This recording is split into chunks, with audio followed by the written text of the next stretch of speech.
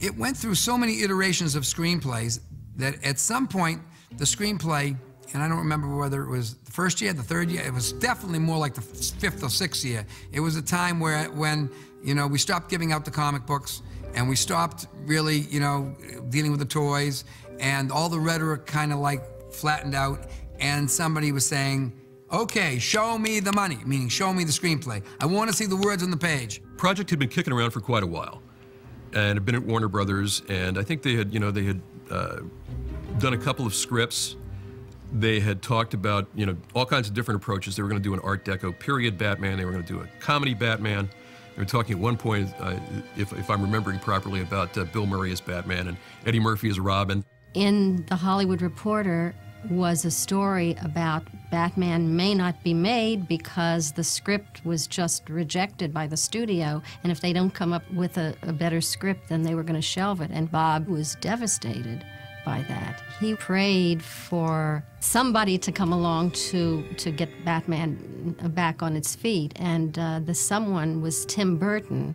Well, I'd been working at Disney, did a couple of short films, Vincent and Frankenweenie, and you know, there's just kind of languishing there at Disney with not really much to do, and this person, Bonnie Lee, worked at Warner Brothers, saw my short films and was very supportive of me, and actually, you know, kind of helped get me my first movie. It was Pee-wee's Big Adventure.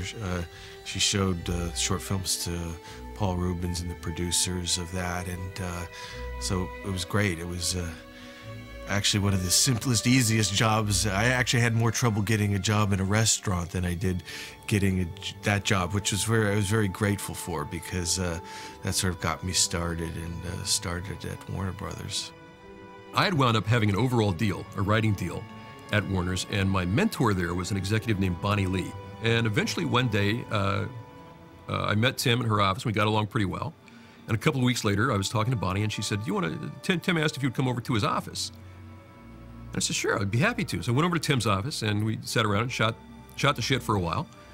And at the end of the meeting, he says, well, would you be interested in taking a look at this Batman thing?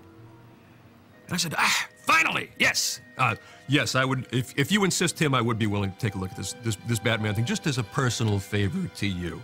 I got to working on the script and got to working on the thing with Sam before Beetlejuice was released. I mean, because I actually, you know, didn't quite get the green light until Beetlejuice was released. I think they were sort of waiting to see. I mean, they believed in me, but I think there was that final piece of the puzzle, like, well, did his last movie is it going to make some money, you know? And so once the first weekend, once Beetlejuice opened, it looked like it was going to be a relatively, be okay. That's when we got the green light to do Batman. I mean, I'd been working on it, though, up until that point. Here came along a fellow in Tim Burton who liked the original material and liked the comic material and had a sensibility, because he was a graphic artist. He came out of that milieu. So he had a sensibility about the material, and yet he'd already made films, and quirky, unique films. There was a danger in that because it didn't look like what everyone thought it was. But the value of that was the imagination and the intuition took everybody to another place. And what he baked into the process was the most important element in a film. He built risk into it. He said, I'm going to take this to another place where there is not a lot of certainty. I'm going to give you variety. And that scares people, scares studios, financiers, and it did all the way up the food chain till the very end. But that was the component that helped, that very risk component helped get it made and helped make it what it is.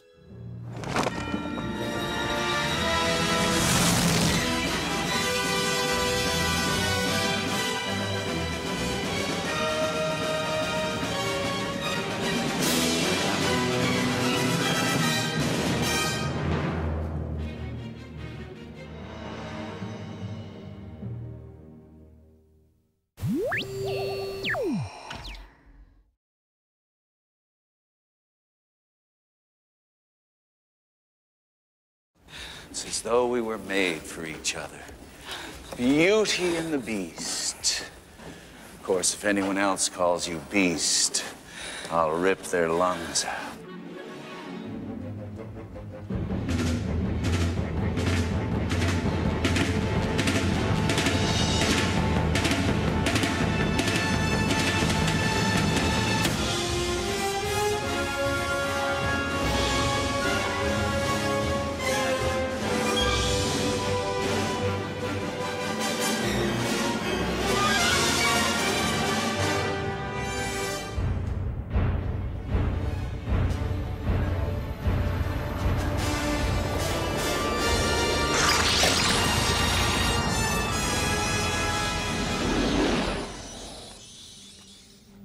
lot of people think you're as dangerous as the Joker. He's psychotic. Some people say the same thing about you. What people? I liked the Batman character because I could relate to him. I related to the duality, the kind of hidden side of a person, the two sides, light, dark side, the kind of internal side, you know, not speaking much, lonely.